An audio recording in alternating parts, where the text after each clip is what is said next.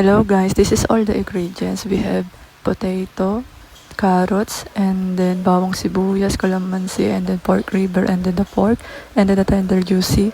For the marinating the pork, we have pork, and then the calamansi, and then after I wash the pork, I added the soy sauce, and then a little bit para hindi siya maalat to balance the taste, and then I added the calamansi to balance the taste, hindi lang maalat, meron din na maasim.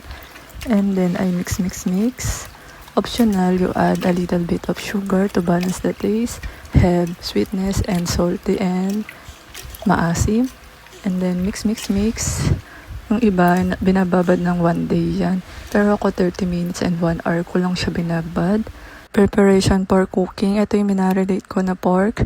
We have garlic, sibuyas, and then the carrots, and then the potato, and then the capsicum or the pepper, and then the pork liver, and then the salt, sugar, and seasonings, oil, and then powder black pepper, bay leaves, and then the salt, and then the Mamacita menudo powder, magic sarap, hot dogs. This is all the ingredients. And first step, I prepare the oil. Pinapakuluan ko muna, and then I fried all. Pinalo ko na lahat kasi parehas din sila. Ika-fry ko yung patatas, carrots, at yung capsicum or the chili, the pepper. Ayan. I will make sure na properly cook silang lahat at mag-golden brown yung carrots at yung patatas. And then after that, I mix a little bit para hindi sila maturog at hindi dumikit sa kawali.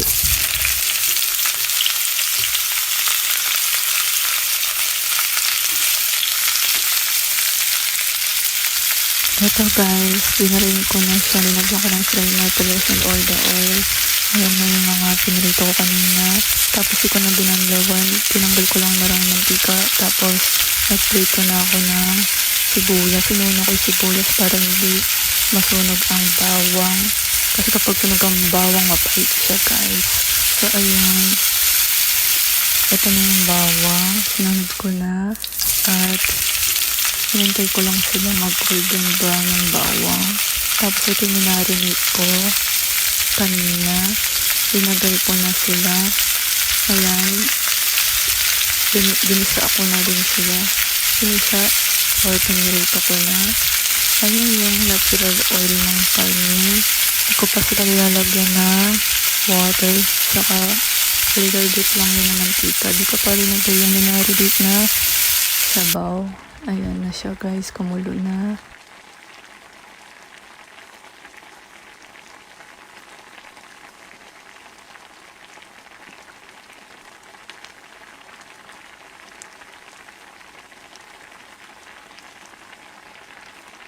After I add water and the marinated sauce, I mix it para hindi siya masunog. Tapos sinagay ko na ang liver. Pero hindi ko siya minix. Pinabayaan ko lang siya pinakuluan para hindi madurog ang liver.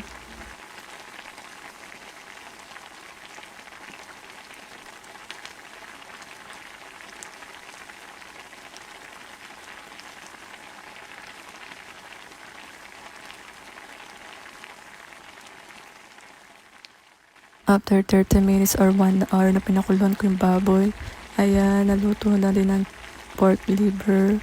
Hindi na sila malansa. And na-mix ko ng konti little bit para hindi siya masunog. And then, optional lang kung mag-add ka pa ng seasoning ng black pepper saka salt or sugar. I added the Mamacita flavor menudo powder shell, pero pwede mo naman din i-mix sa water para hindi yung powder hindi magkabuo-buo, pero hindi naman siya nagkabuo kasi minix ko siya sa kumukulong tubig. At ayan na guys. Or if you want to add at sweet or tomato sauce, tomato paste, pwede naman siya guys pang padagdag ng color, pero optional naman yun. For me, less hassle, nag-add na lang ako ng powder na Mamacita na flavor menudo. Okay naman siya guys. naglasa naman siyang menudo. Kahit walang at sweet saka tomato sauce or tomato paste at reno. Pero kung gusto niyo siya lagyan nun ng reno to balance the taste. Tapos nagyan ko siya a little bit water para madurog ang mga powder. Tapos sinagyan ko ng bay leaves to balance the taste. Ayun na guys, pinakuluan ko lang siya a little bit para mas lalong malambot ang karne. At tinagyan ko din ng maraming black pepper. Kayo na lang bahala kung gano'ng karaming black pepper. At tinagyan ko na din ng a little bit of sugar. Kayo na din bahala maglalagay ng seasoning. Ayan, pinakuluan ko ulit guys. Ayan, sa tingin ko luto na siya guys. Para nga matamlay siya, dapat pala nilagyan ko tomato sauce. Tapos sinagyan ko na din ng patis to balance the taste. Tapos a little bit of sugar, magic sarap. Ayan guys, malapit na siya maluto.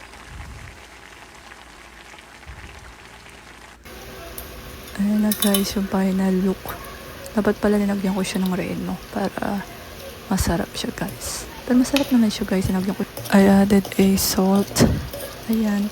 Yung iba, optional, linagyan nilang raisin saka green peas. Eh, dito, hindi kami kumakain ng raisins at ng green peas. Kaya okay na yan guys. Lagyan ko na lang ng a little bit asukal again to balance the taste. So yun na guys, nagmamantika na siya.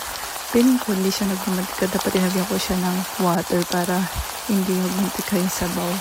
Ayun lang guys, nagyan ko siya ng water para ma-remove siya. Yun lang guys. Yan na guys, paluto na yan guys.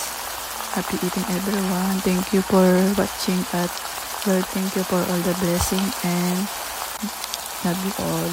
Bye! The last part, nakalimutan ko pala, I added the red hot dogs.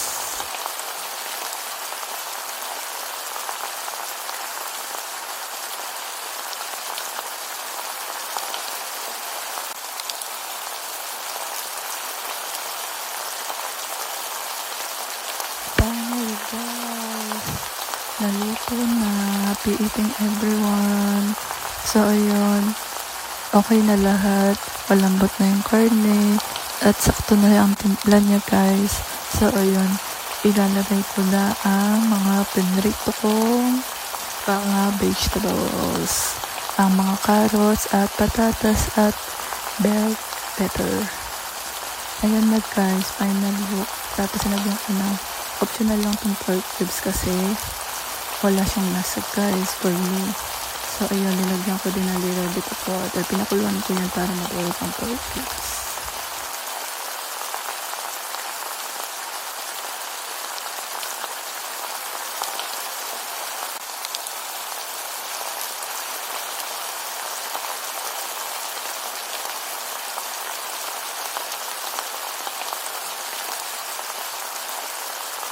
Ayan guys, pinakuluan ko siya little bit na 30 minutes para lumambot pa ang karne at yung pork liver at yung mga gulay luto-luto na sila na ang mapino. So ayun, half cook lang ang mga gulay guys. So ayun, thank you for watching and happy eating everyone at thank you Lord for all the blessing and don't forget to support all my channels and see you for my next vlog and my cooking vlog. Thank you.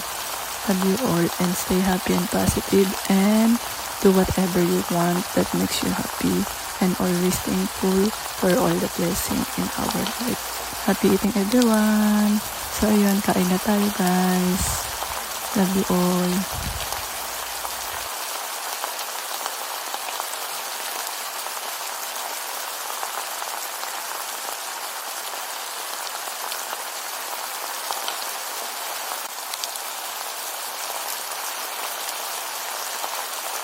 Thank you so much to watch all my video until the end and support my channels. Thank you.